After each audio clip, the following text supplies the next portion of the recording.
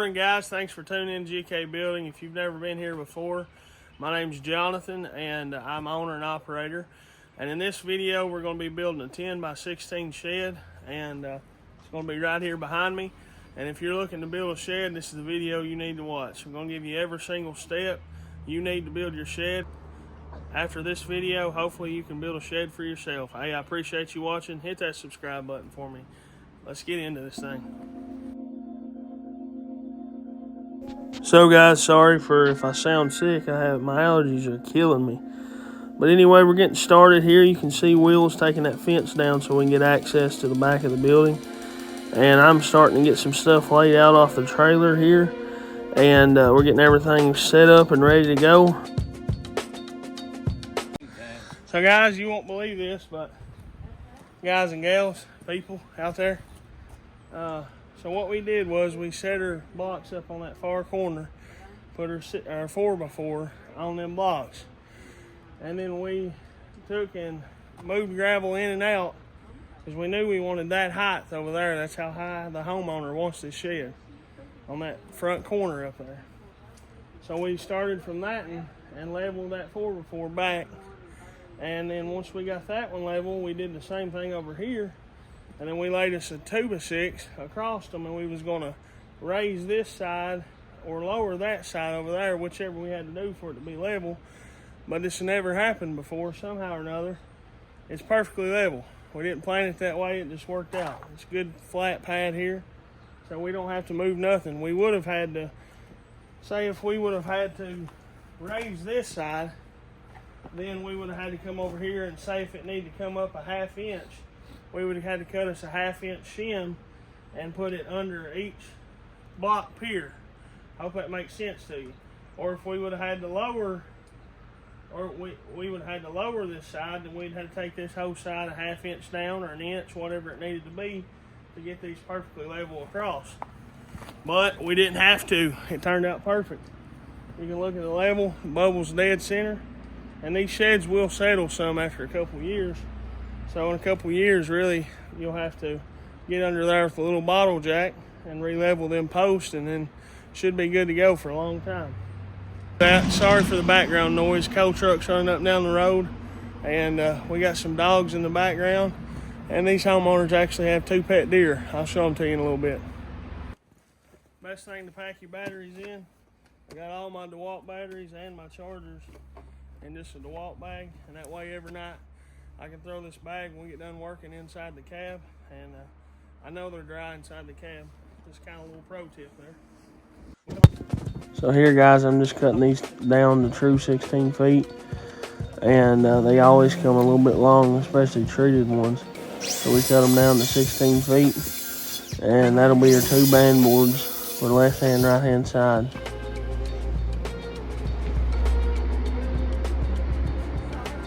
So guys, I flushed these 2 band boards up when they're even, and I'm gonna pull layout. And I know my floor joists, I'm putting them 2 foot on center. So I'll just go down marking 2 foot on center. So I marked that in 1.5 inches. I'll jump down to 2 foot, it's 2 foot on center. So we'll go 3/4 short of 2 foot, make a mark. And then 3/4 past 2 foot, make a mark. And then X in the middle, 2 foot on center. 4 foot, 3/4, 4 foot, 3/4 after 4 foot, makes 1.5 inches. X in the middle, 4 foot on center. So guys, you can look here, Will, he's marking layout. If you use a 12-inch speed square, you can go down and flush them up, and you can mark both of them at the same exact time. Saves you a little time.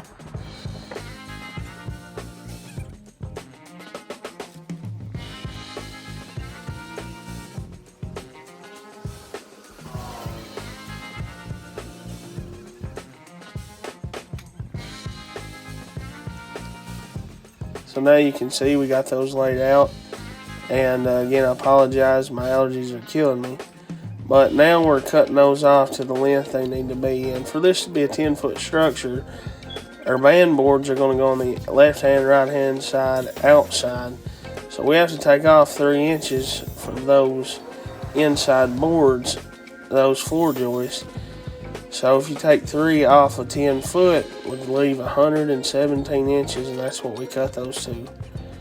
And the floor joists run inside of the actual outside bands, left hand, right hand band, and that's what we marked our layout on.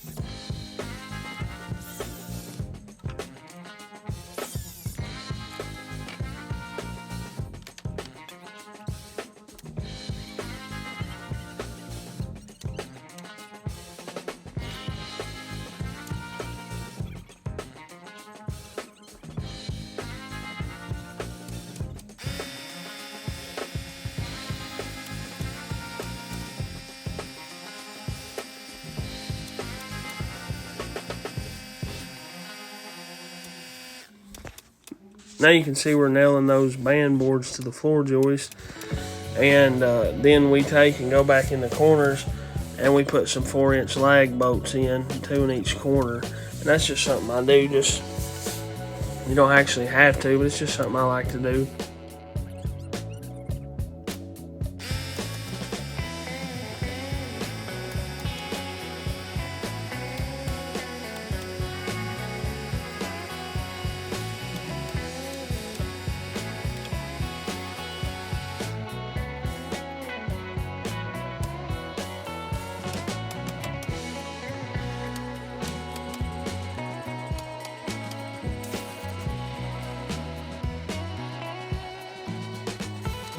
You can see there I put those lag screws in the corners, and now we're getting ready to pull square. And you pull corner to corner and you want your numbers to match. So say it was 129.5 one way and 129.25 the other. Then you need to move that 1/8 inch and get a 129 3/8 both measurements. And you move it back and forth until you get your measurements equal. And once you do, you want to fasten that assembly down to those 4x4s. And I actually somehow didn't video that, but after we got it square, I did go in and toenail screw that actual frame without moving it, that floor assembly to those 4x4s.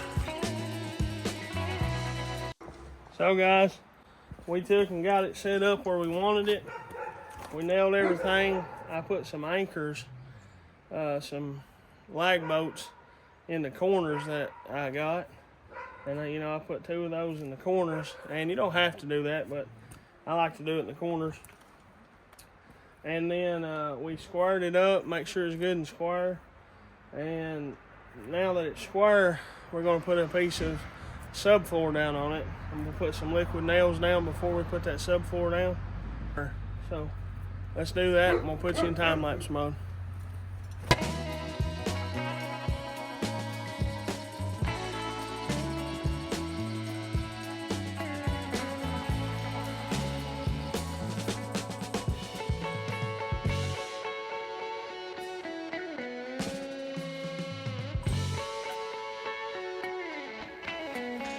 Now guys, you don't have to do this, but actually one thing I did that I would do different, if I was you, I would run the subfloor, and especially if it's tongue and groove, the opposite direction that I did on this shed.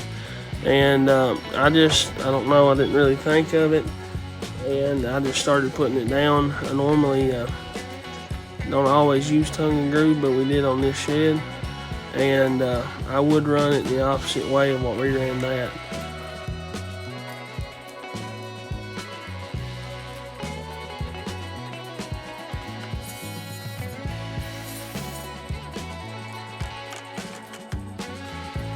And here you see us pulling layout for the first wall, and you can see Will in the background there. He's getting the studs laid out. We cut all those studs off to length.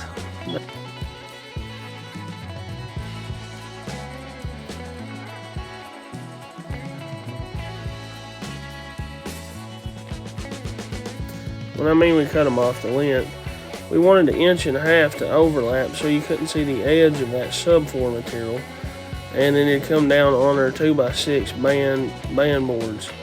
And so we had to cut those 8-foot 2x4s off enough to account for to cover the top plate and to come down onto the actual band board some. And you'll see that better once we start sanding walls.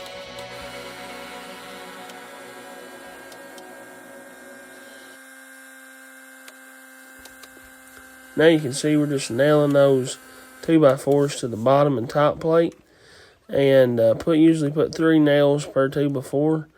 And you go through some nails. I think we went through almost 2,000 nails just on this building, and that's why that framing nailer is literally a lifesaver if you're going to build something like this. You wouldn't have to have it by any means. You could hand drive them or use screws, but the nail gun does tremendously speed things up.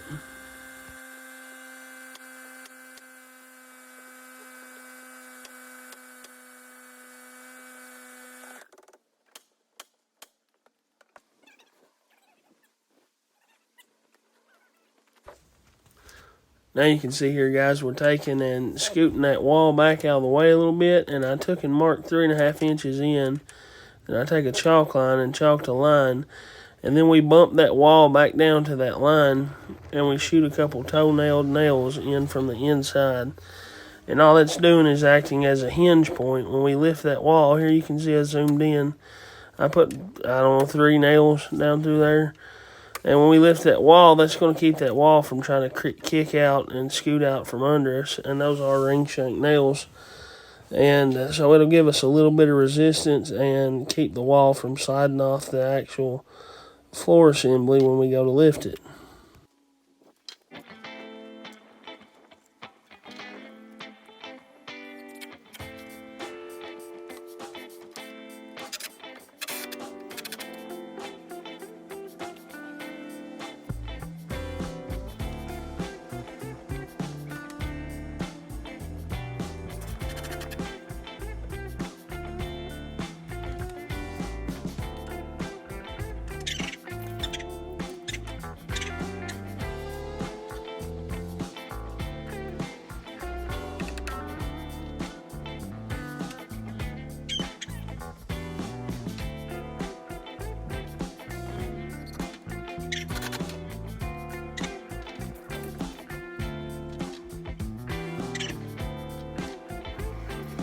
Square, guys. I just went from corner to corner. I got my bottom fastened down there to that line for like a hinge point. I toe-nailed 3 nails in it, and then now that I got it squared, I'm going to put a nail on each top, toe-nail it, a screw, so I can take it back out easy, and then I'll take and we can sheath it and then stand it up. I put these kickers here, so when we stand it up, one of us can hold it level and the other one can screw it, and it'll be stuck there. It'll make sense here in a minute.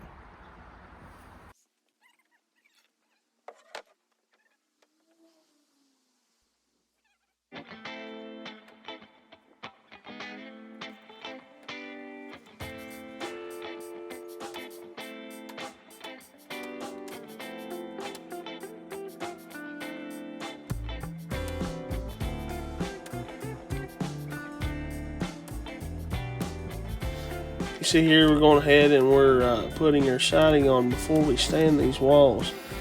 And reason being is it holds them square or plumb, square, plumb, whatever you want to call it. It holds them square, but we're leaving an overhang hanging over that bottom plate of about 1.5 inches. That's what we counted for. And when we pick it up, it'll come down and lap over the edge.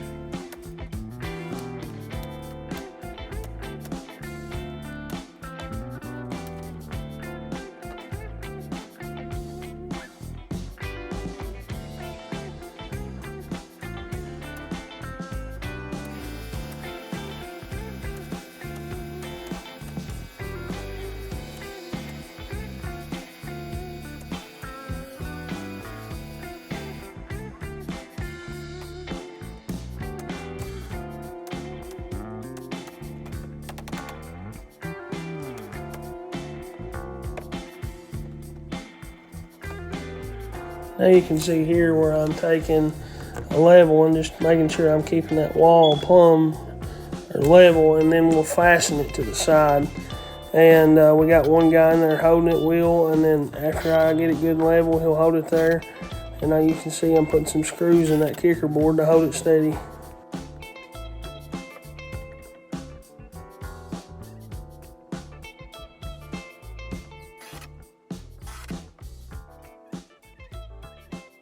And show you what we're working with. I'm getting ready to go in there and shoot the bottom on. But you can see we got it braced on each end. There ain't much wind today. If there was very much wind, we would put one in the center too. But I believe we're all right there.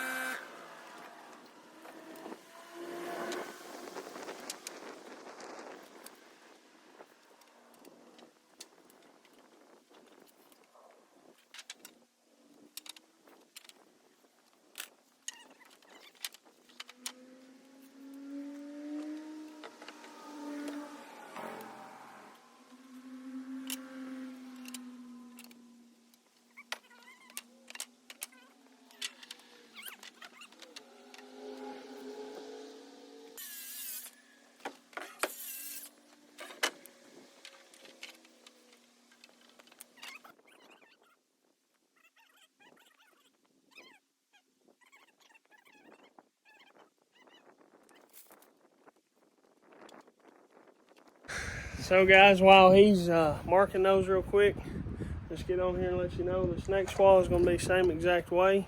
We'll stand it up and then we'll plumb it, level it, you know, put 2 kickers on it, and then we'll build that back wall, stand it up, and then this front wall is the only thing that's going to have an opening. It'll be a door, and so we'll build it last. But once we stand up this side wall, we'll go ahead and build that back wall, stand it up, and we won't put the sheathing on it yet. We will actually put the sheathing on the end walls after they're stood up, because they got to lap over to the side walls. You'll see that. We'll put you in time-lapse mode, and we're going to work. Sunshine's beautiful today. Feels good. Feels good out here. Clean that camera off. How'd I look in that thing? My wife don't like the beard. Buddy said I'm going for the mountain man Amish look.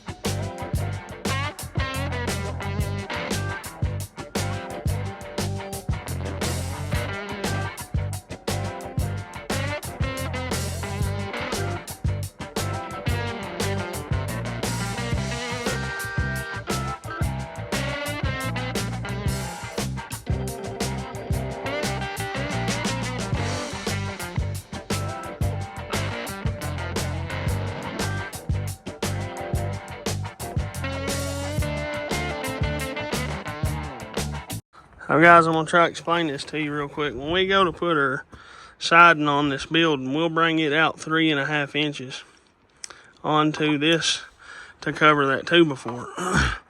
So I think they call this California style framing the way we did it. So when we go to pull our layout, we had to hold it at 3.5. And we burned 3.5 to account for that edge of light overlap. And then we marked 2 foot. Here's a door, so we got a king and a jack stud. And then I put top only. This is 4 foot, 6 foot, because that are jack stud to go up, and there'll be a header across. And so them 2 will be top only, but we still need them, because that's what our siding's going down to. And then jack and king.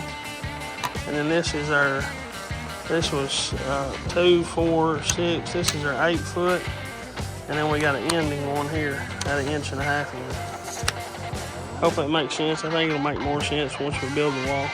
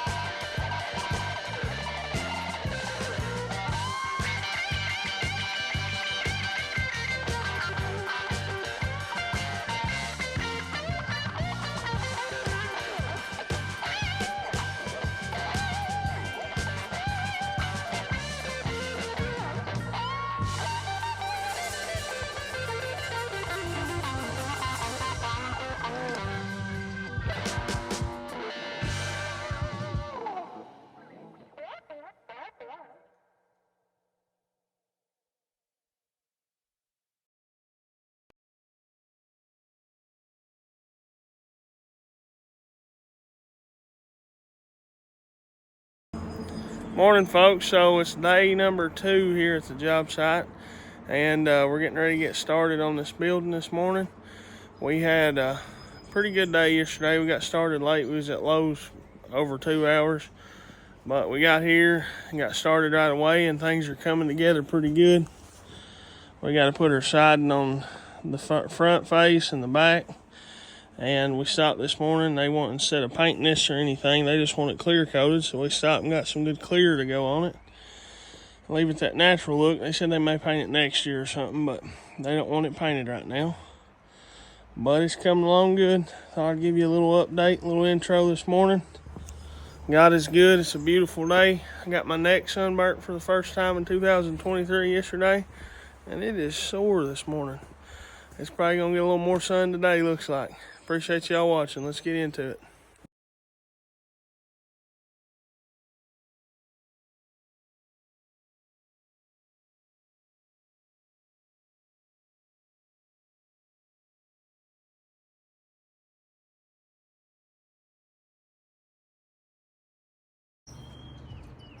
Now there's a bunch of different ways to cut out a door opening.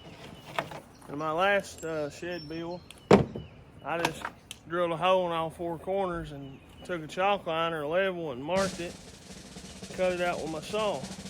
But today we're going to give this flush trim bit a try. And that flush trim bit's about wore out, so it may not work too good, I don't know. But we're going to try.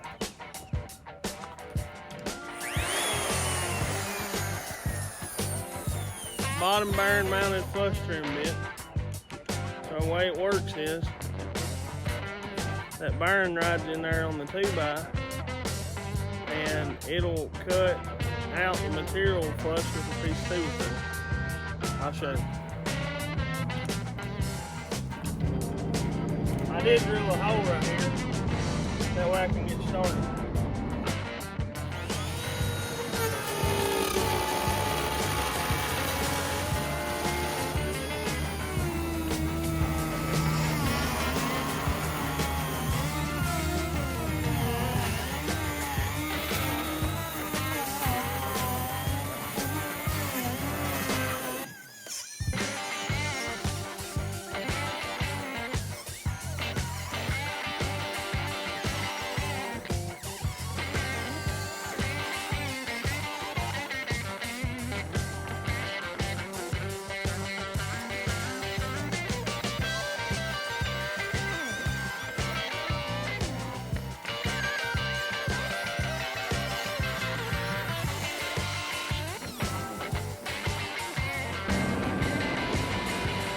I do like this because it cuts it out perfect every time.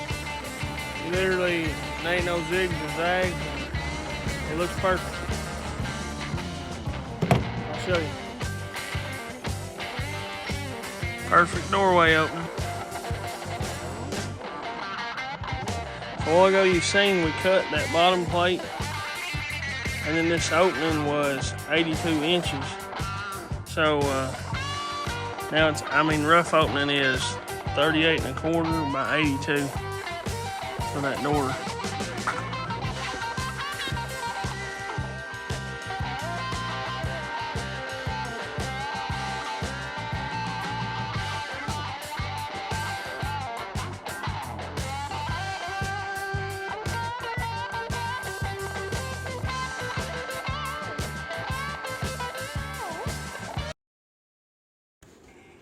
Hey guys, just want to put this in here just to let you know it's okay not to be perfect if you're building your shed. If you see here, we forgot to burn 3 1/2, just like I told you to earlier when we built this back wall. And we had to throw a couple extra studs in because they were in the wrong place. And I figured I'd throw that in there. Just have some grace with yourself and know you're not perfect. So what we're doing in here, we got all the walls up now. And you can see I left that siding a little bit long on purpose. That's because I want it to come up on my top plate. And their top plate. So the way top plates work is going to join the whole building together. And so we'll run it from this outside edge siding all the way to that side outside edge siding. And it'll nail in this wall, along this whole wall, and in this wall. And it's going to just strengthen the whole building itself. Sorry for the coal truck noise in the background. Let me get up here. Well,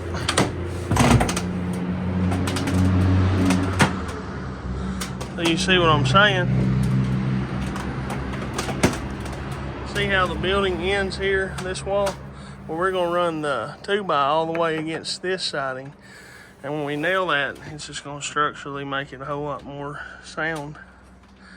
And then we'll just fill in the gap with one down through here.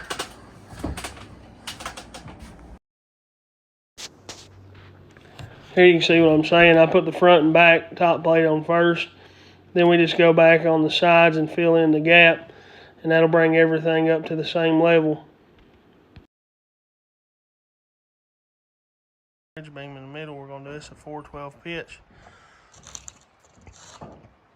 And I'll have to go mark center of that wall and the back wall, front wall and the back wall. And then on a 412 pitch, you're rising 4 inches per foot.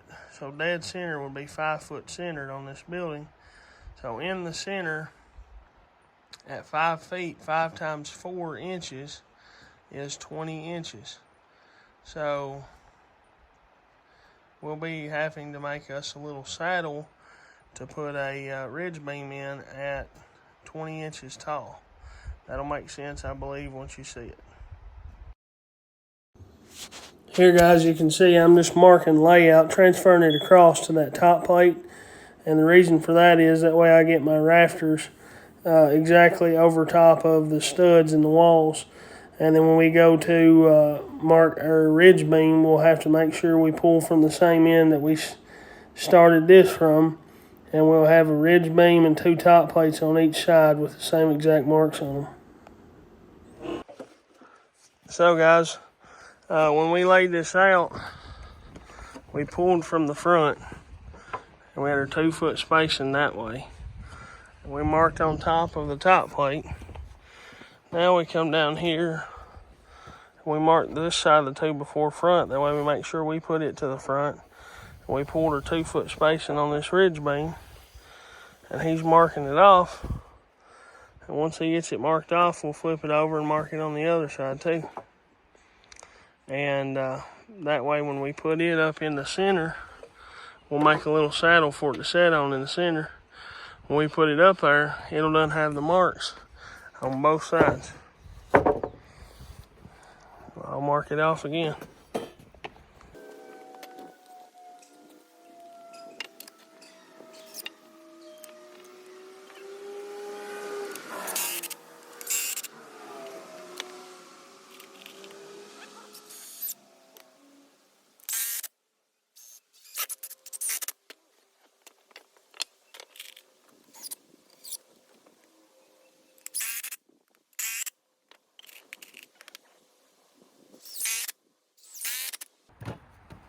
Alright guys, so you see these little braces we made? I'll go up there and screw this dead center, and it's 20 inches tall, at a 412 pitch, top of the peak, in the middle of the building, would rise 20 inches. So this is a 20-inch board, and I'll screw this down to the actual top plate up there, and then we can set our rafter, which we just marked a while ago. It'll set right here on this groove. Just like if this was the rafter, it'll set right on that. I can pop a couple screws in it, and it'll hold it there until we put a few of the rafters on. Then I can take this side brace back off. The only purpose for it is to hold it steady while we get the rafter started in there. But I'll show you right here. I think it'll make more sense to you once we get up on the ladder and we'll put it up. 13 inch. So guys, I pulled from that outside edge to 5 feet. And to make sure that's dead center, I'll take my tape line. Hold on a sec. Hook it on the other side.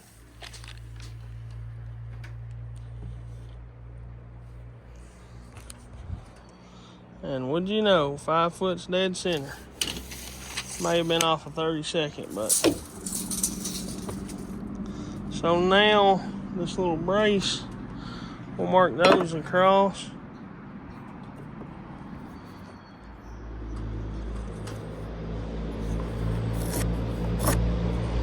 Mark that one line across.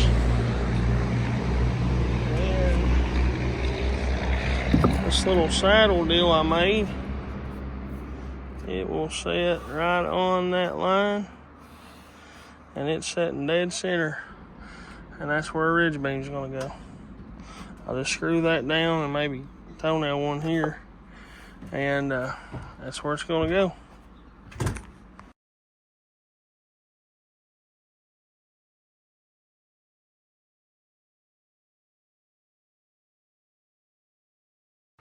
So, if you look here, that's how that worked out. And once we start putting rafters on, we will take and once we go to put our sheathing on, we can push or pull this to square it. The sheathing is squared from the manufacturer, so we'll line up bottom edge and square the side. That'll make sense once you see it, I believe. So we just got our first rafter cut, and we're gonna see if it fits. A little bit short. Once you pull that, that's a little bit off level. So once we pull that to it, I think it'll be money.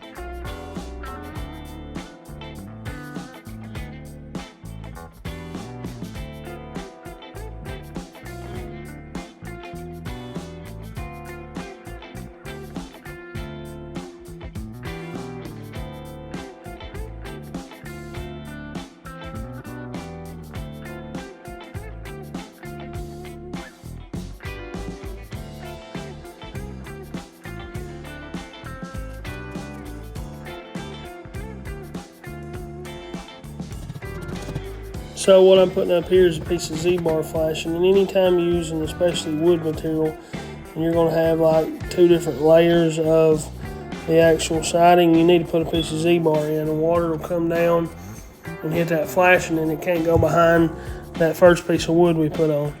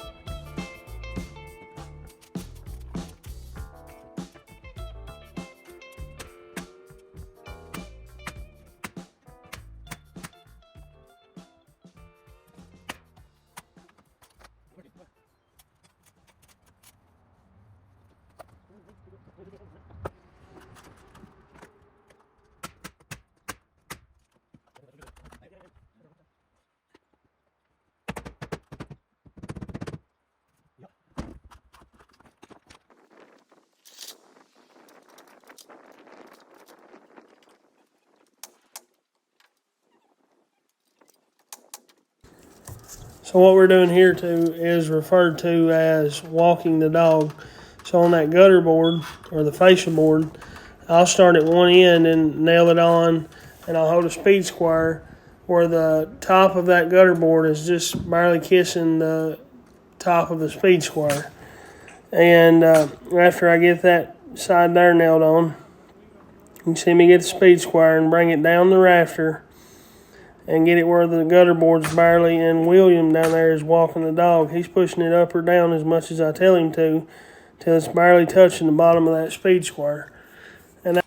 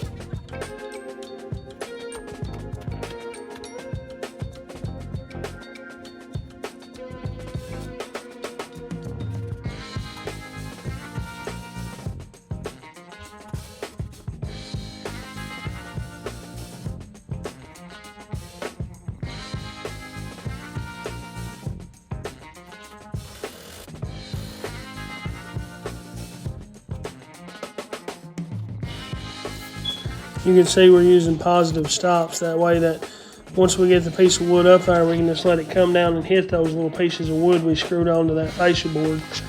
And that way we know it's lined up flush with the outside edge. Sorry for my voice, by the way. I've been sick here lately.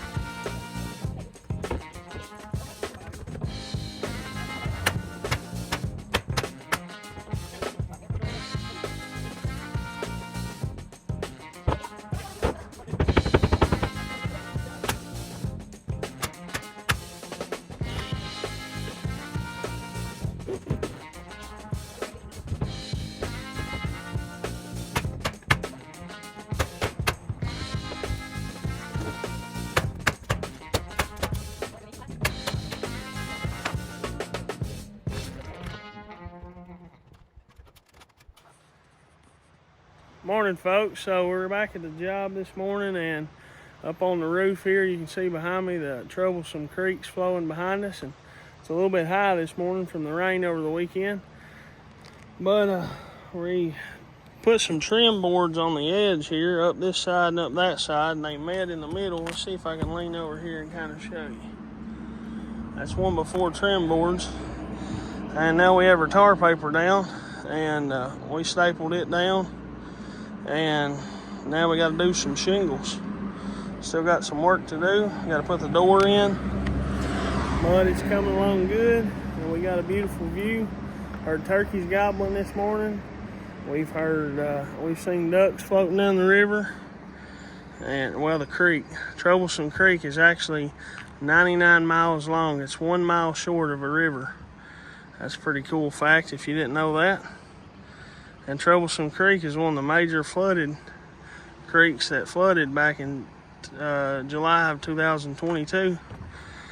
It flooded all these houses. It was up to the windows on them houses. It flooded every bit of this. The highest recorded flood that we've ever had around here. Here you can see I'm just putting on my drip edge, and I actually should go ahead and start from the bottom, put the faces on first, and then you go up each edge. And the drip edge is simple, you just put it on, and then I go ahead and put my starter strips on. Those are 3 tab shingles.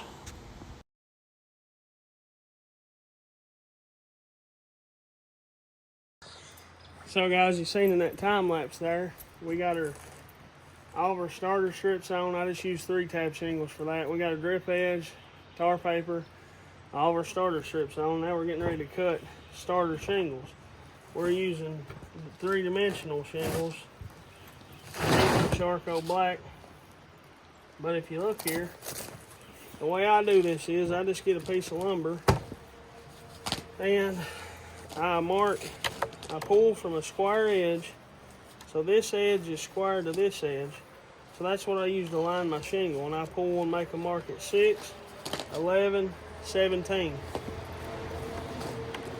Up here at the top, 6, 11, 17.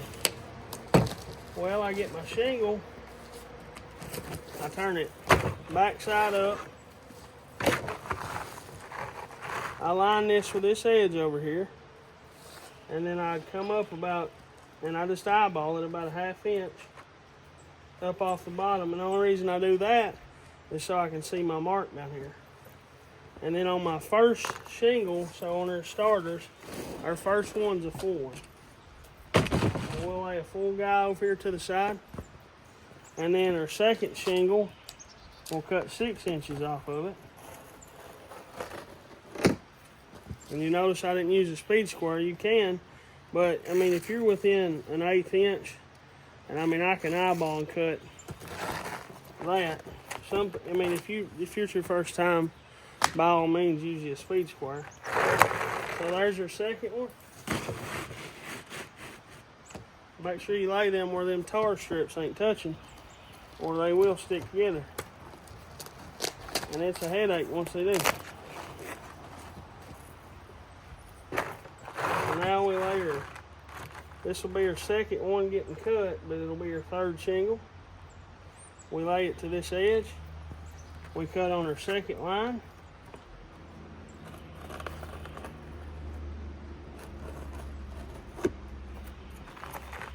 Now the only waste you get in this way, and it ain't really waste because you'll use it on your ends, is you will have some 6-inch and 11-inch pieces left. But I always save these because I end up using them on the end when I run my shingles out. And I'll just make a stack of them nice and neat. That way they're not touching together, them tar strips. So that is your 3rd shingle. Now we'll line this one up with that edge. And then see, I eyeballed about a 1/2 inch off the bottom. That keeps this side square to this side. We'll cut our 3rd line. That's at 17 inches.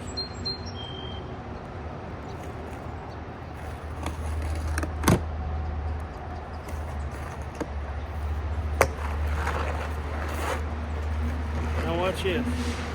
That 17 one, the longer one's your 4th shingle. The shorter one is your 5th.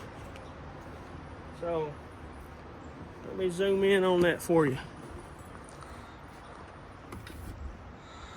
So we cut a full shingle here, cut 6 off, 11 off, 17 off, and then the long parts are 4th shingle, and the short part from that 17 cuts are 5th. And that's exactly how I've always done it, and it always works out perfect every time. And we got to cut probably about 6 or 8 more.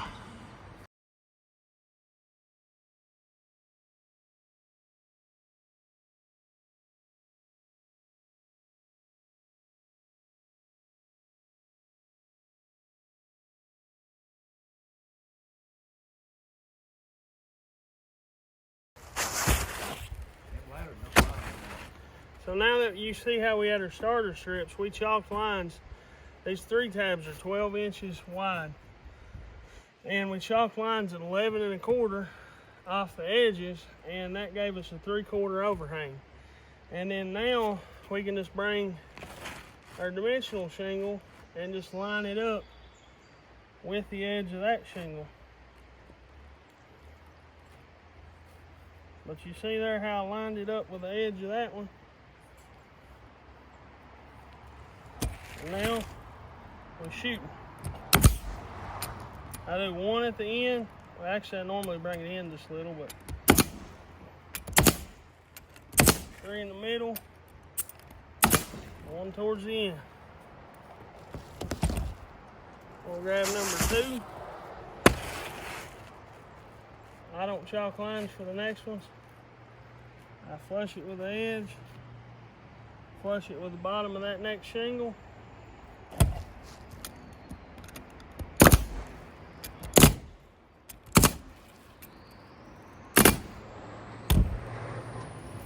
Gun got excited. That one's nailed extra good. Grab our next one. Push it out to that edge.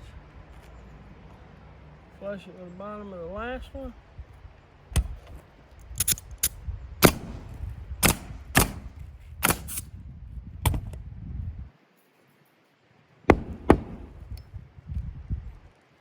Takes that nail gun a minute to get warmed up.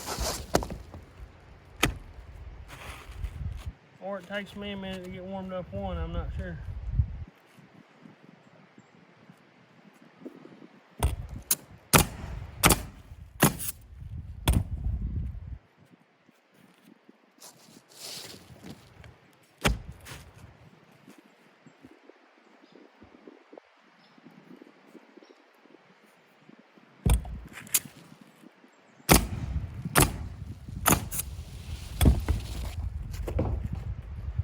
All right, 1, 2, 3, 4, 5 shingles starting us off. That looks good. Now, what I like to do is take these 5 and run them out with full shingles. So that's what we're gonna do now.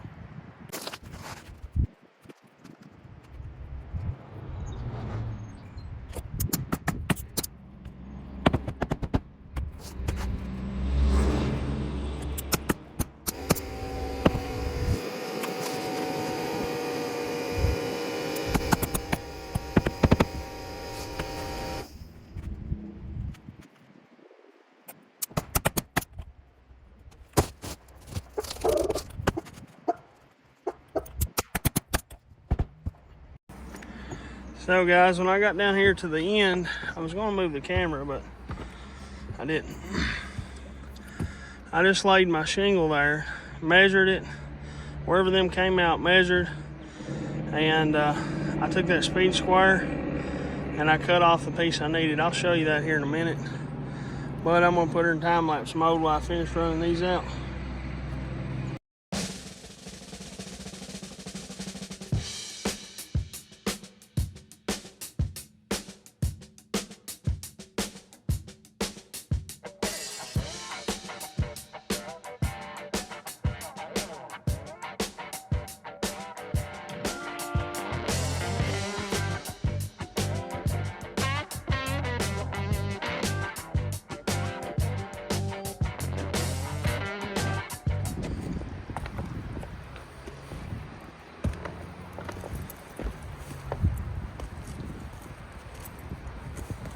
So I'm getting ready to run these out here.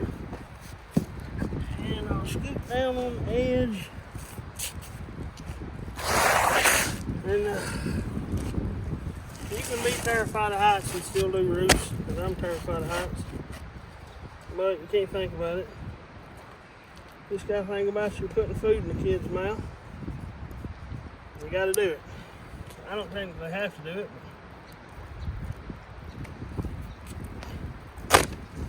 I always do something else for a living, but I enjoy doing it, even though I'm afraid of heights, which don't make much sense.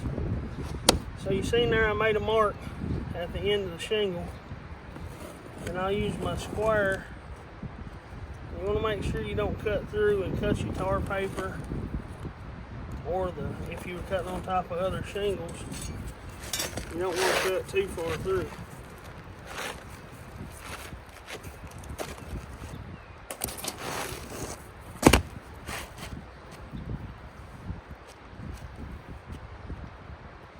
So there's that one.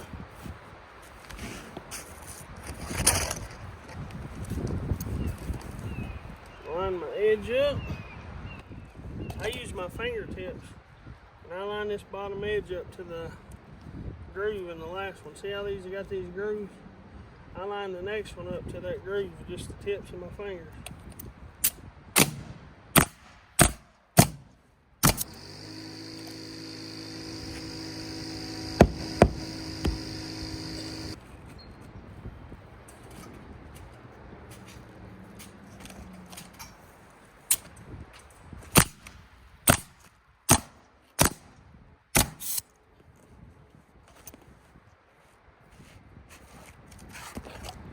So guys, they're leftover pieces I was talking about earlier. We'll get them. And I technically don't like leaving a piece that small, but I'll bring some Lexel in a little bit. I'll go ahead and nail it, and I'll lift that little piece up, shoot a little Lexel under it, and you'll never have to worry about it. The rest of the roof will blow off before that piece will. You hear that sash go? I'm a huge Lexel fan.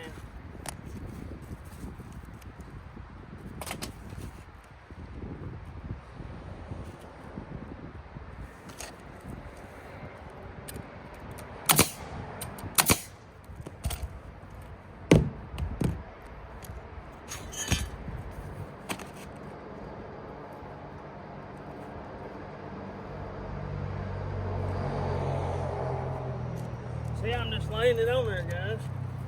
Button it up to this one nice. Getting it right where it needs to be. And then just take my blade and cut a little nick in it at the top.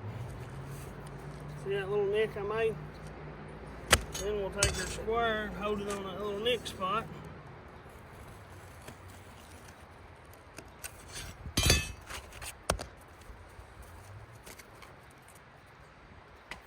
Just like that.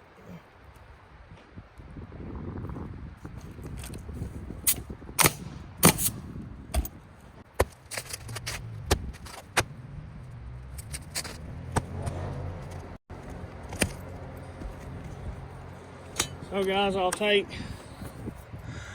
and I'll run this one out, that one out, and then them two all the way to the end, and I'll cut them off just the same way.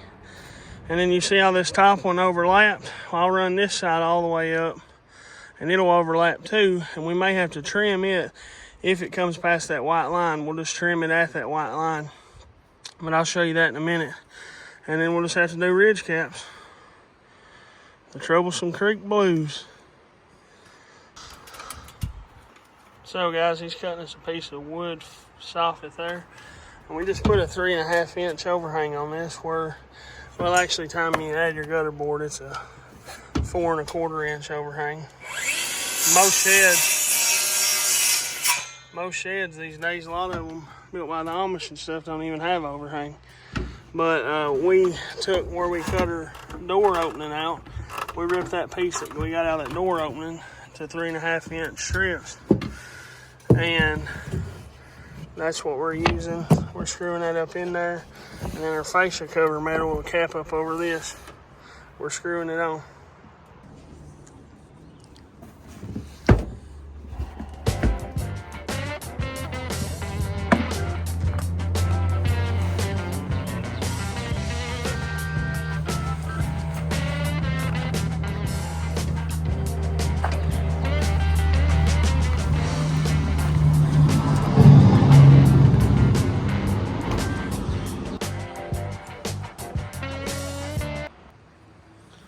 Guys, good morning. It's another day back here at the job, and it's a beautiful day, and we're going to get started straight away. They're giving 10% chance of rain, and as soon as I got here, it started raining a little bit, so that's just perfect. But I looked, and the radar don't show anything, so it must just been a little pop-up shower. But it's supposed to be 81 and sunny today, but I don't see no sunshine. It's cloudy, but it's still a beautiful day. So, I got to cut a few ridge caps. I got most of them cut already, but I saved a few here to show y'all how I cut them. This is just a 3-tab shingle, and I put it tar side down, so the side that goes up on the roof, I put it down on a piece of wood. You're going to have a box cutter. We'll swap that blade out. And see these rain grooves right here? So you can see that this edge has a half of a rain groove, and another shingle would butt up against it, and it would make a rain groove just like these two. So we grab right from the inside of that rain groove, and we cut a triangle off. Throw that down. Grab the inside of that. There's one. Then we cut a triangle off.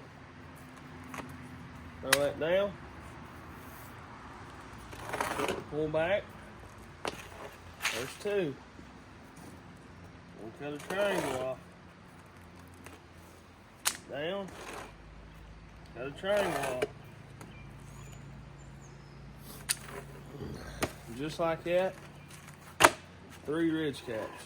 And we'll stagger them like that, and that's what'll cover a ridge. I'll show you that when we get on the roof.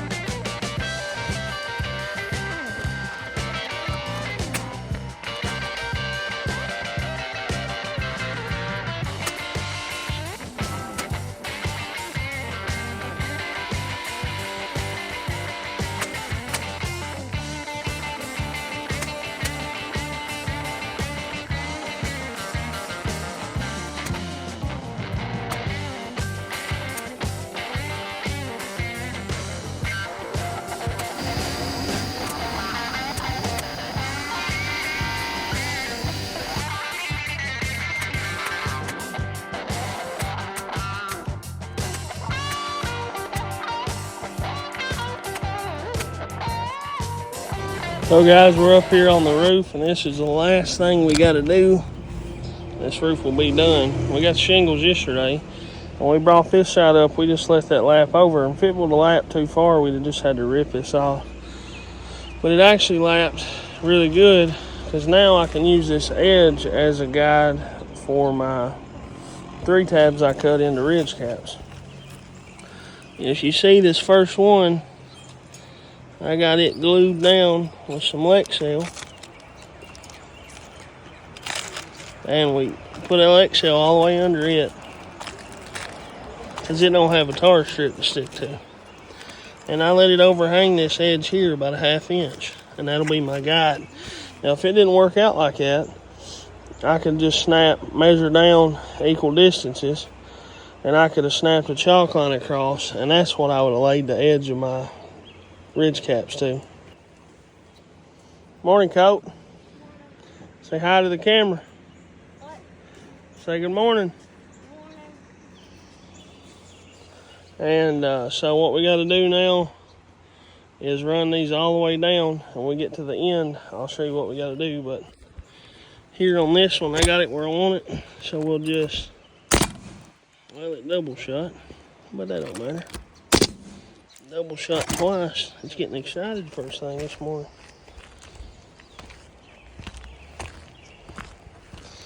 That's my hammer. This is old Greg. The story behind this hammer.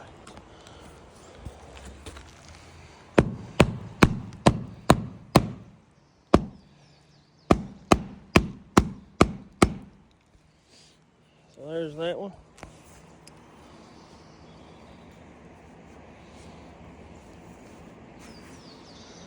And our next one, and you can see right where these shingles, we started cutting from the water groove. We'll take the next one right to the edge of that water groove, and that'll be your guide. And see how I'm just overhanging that on that line about a 1/2 inch? Now if I would have chalked the line, I'd put this edge to the chalk line and use blue chalk, and it'll come off after a rain or two. But we'll just run them all the way down, keep lapping. See, we got that one where we want it. Now I'll shoot it here. I'll shoot it here. Shoot it here.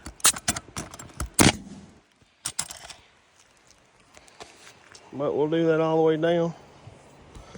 This thing keeps wanting to double shoot.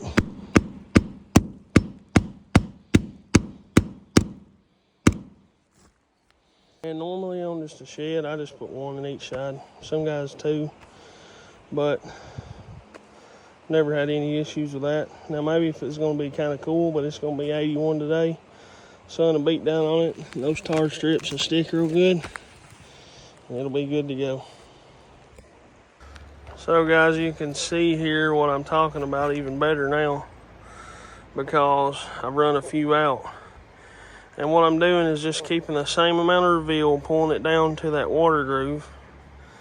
And then that'll leave plenty of overhang. I glued the first one. These all have a tar strip. Then I'll run this all the way down. And when I get to the end, I'll show you what we do down there. But it's simple as can be. It ain't rocket science. So guys, I ran out. I had to go cut some more. We're down to the end. Down to the wire, and I figured I would bring the tripod up since I was down and show you these last few. That last one is probably the most important.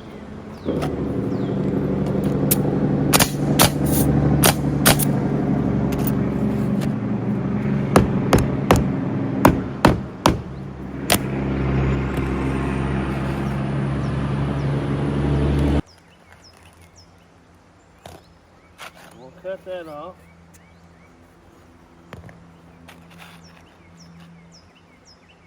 Throw it back down.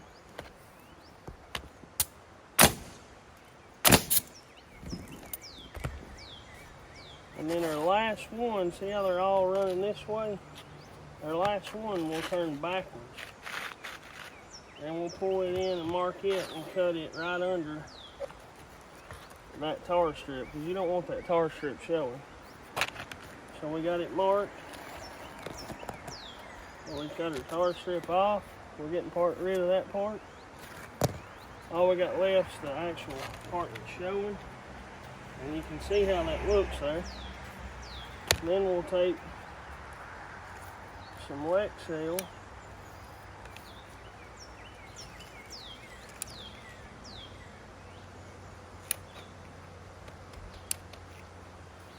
Put on it. Can't never get enough Lexel. Line it up on this edge over here. Push it in real good. You probably wouldn't even have to nail it. The Lexel will hold it, but we'll shoot nail there. nail there. And we'll take some Lex seal.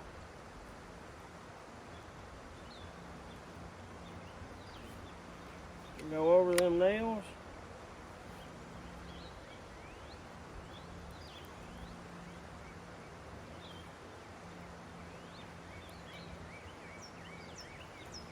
And you'll never have to worry about them.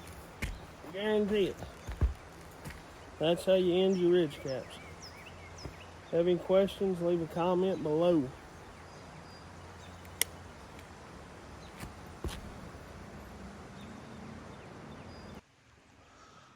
Troublesome creeks are running.